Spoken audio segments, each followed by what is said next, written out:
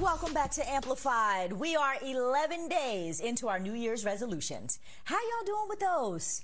I personally don't make any, but that's just me. My next guest has committed to making a few changes over the next 50 weeks. He's listed his goals for all to see, but the one that got me listening is the last one. He says he's going to avoid Twitter fights with white people he doesn't respect over issues that they don't understand. And my friend is here to talk about that with us today. Welcome back to Elie Mystal, justice correspondent for The Nation and social media sage. Week 2. 50 and a half left to go, Elie. Clearly, you know, we'll see how you're doing with that. Let's take a look at the detail of your Facebook post. You had an emoji there that was not smiling, and it kind of seems like you were a little bit ready to give up on going off on people, but that's not really true. I would love for you to just start off by, you know, as one of the most prolific voices, I believe, on social media, talk to us about your strategy for using those platforms to have conversations. Yeah, it's going so poorly for me in my attempts to kind of keep my blood pressure down from engaging with these fools on social media. But let's start at the beginning, right? Like, why do I do this at all, right? And a big part of the reason why I am vociferous and bombastic and always kind of ready to throw down and throw hands on social media is because I have a platform and thus I believe a duty to do it, right? There are a lot of people who agree with me. There are a lot of Black people, especially in professional environments, who cannot say the kinds of things that I can say to these people because they have to worry about their job, they have to worry about their paper, they have to worry about the boss that might be listening, looking over their shoulder. There are lots of good reasons why lots of smart Black people, smart lawyer-type Black people cannot go all in on these people. I can't. I don't have those constraints. And so because I don't have those constraints, I feel like I also have a duty to represent, you know, a real duty to put out there the alternative view from these fools. And so that's always my starting point. Like, you know, is there something that I can say?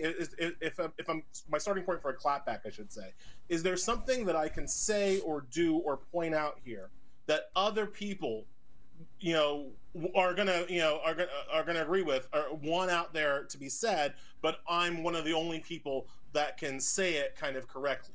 And if that bar is crossed, I am happy to kind of get in there, get into the weeds, get into the muck, and throw down. You know, they say, you know, you wrestle with the pig, don't wrestle with the pig because you're both going to get dirty. Yeah, whatever. I take a shower.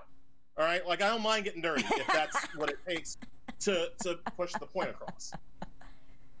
Well, you know, you do wallow with a lot of dogs, but I got to say, I don't think you get up with fleas, and I actually appreciate you taking one for the team and being our voice out there, because you say a whole lot of stuff that I wish that I would say, and I don't even know why. I just don't. I would love for you to tell us some of the, you know, craziest fights that you are having on social media right now that are really meaningful. You're engaging in them because you really see an opportunity to move the conversation, or at least to wake people up and educate.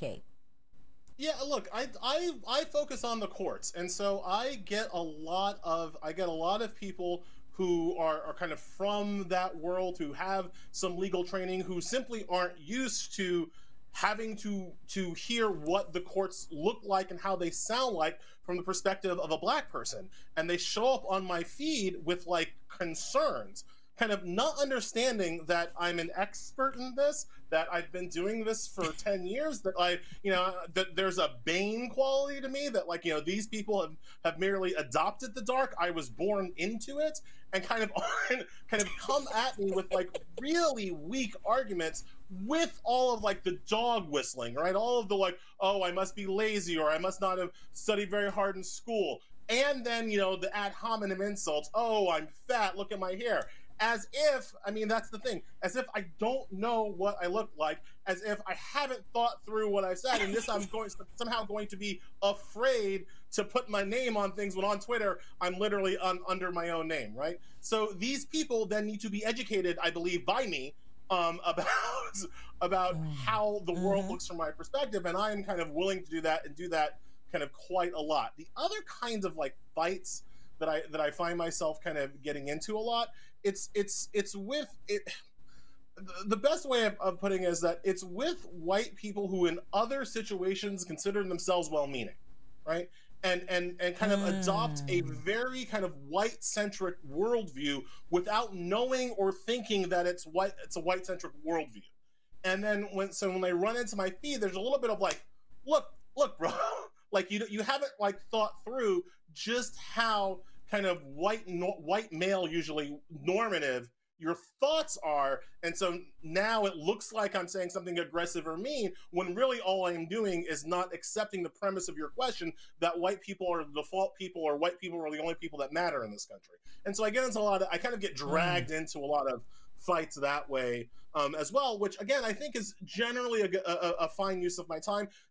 Like anything in this life, it's fine as long as you're not hurting yourself, right? It's fine as long as you're not putting yourself, denying yourself other opportunities, right? So like if this was distracting from my actual job where I write, multiple columns a week, if this was distracting from my family, if this was like driving me to drink or whatever, like this would be bad, right? But if I can kind of do it if I can kind of punch down without really getting covered in it, then it's just part of my duty, part of my job. So for a lot of us who gawk, it's entertaining to watch. But as a tool, though, talk to me about the impact that you could really have with Twitter. Obviously, Donald Trump got kicked off of Twitter because he was, inciting violence and riots and all kinds of things.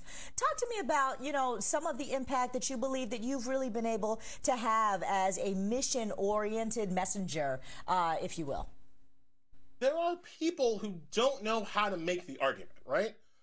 People who believe what I believe and think what I think and want the same things that I want to live in a pluralistic society, want equal justice for all. White and black people believe this, but when they get at the kitchen table with the MAGA bro, they don't actually know what to say, right? When they hear the ridiculous arguments that these people will put forth, they get kind of flustered and they kind of like, well, but you're just wrong, right? And they don't know quite how to make the argument, especially when we talk about legal things like, let's say, abortion rights, which I talk about a lot, or or voting rights, or those kinds of more legal themes.